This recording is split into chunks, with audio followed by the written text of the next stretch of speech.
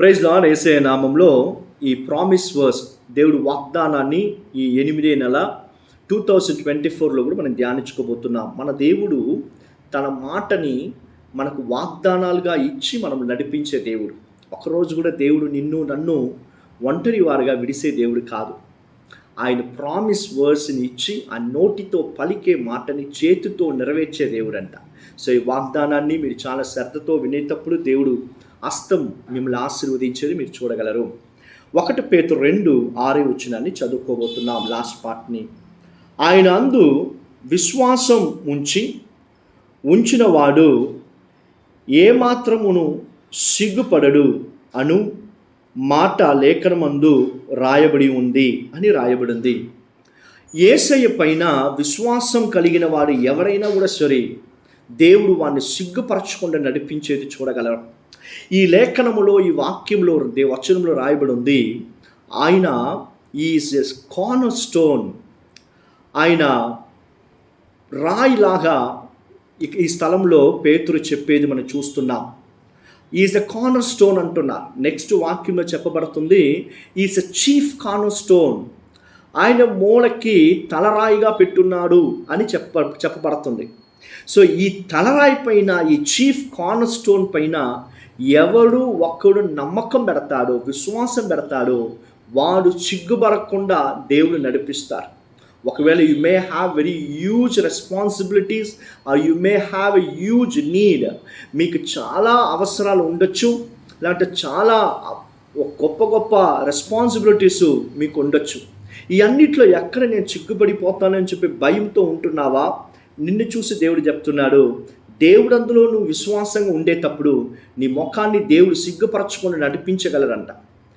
ఈ అపోస్తులలో 4వ అధ్యాయంలో 11వ వచనంలో ఇదే అపోస్తులైన పేతురు చెప్తున్నాడు, ఈ ఇల్లు కట్టే వాళ్ళ వల్ల రిజెక్షన్ చేశారని, ఈ రాయి వద్దు అని వెలవేసిన రాయి మూలకి తలరాయి అయ్యిందంట. అది ఎవరి గురించి చెప్పబడుతుందంటే యేసు క్రీస్తు గురించి చెప్పబడుతుంది.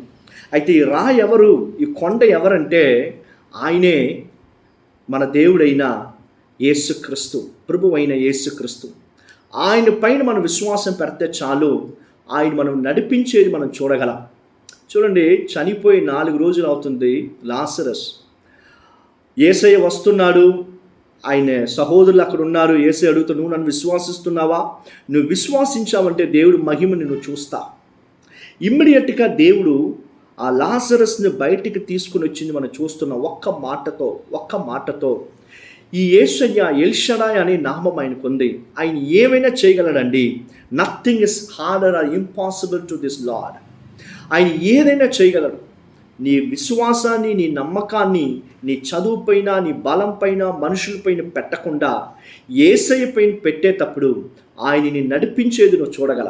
హల్లెలూయా. రెండోది, ఈ బండపైన, యేసయ్య అనే కొండపైన మనము మన జీవితాన్ని కట్టి పైకి లేపాలంట.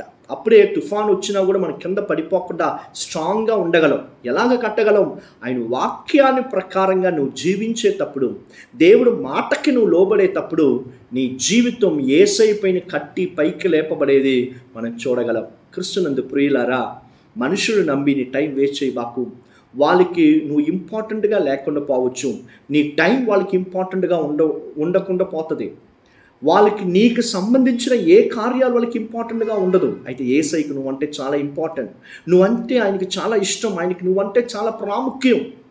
ఆయన పిలుపు, ఆయన అభిషేకం నీ పైన ఉంది. అది మనుషులకు అర్థమవదు. అయితే పిలువబడిన మనం దేవుడి పైన విశ్వాసంగా ఉండేటప్పుడు సిగ్గుపడనీయుడు. మనం కదిలించబడకుండా మన జీవితాన్ని దేవుడు నడిపించేది మనం చూడగలం. 2 కార్యాలు మర్చిపోవద్దు.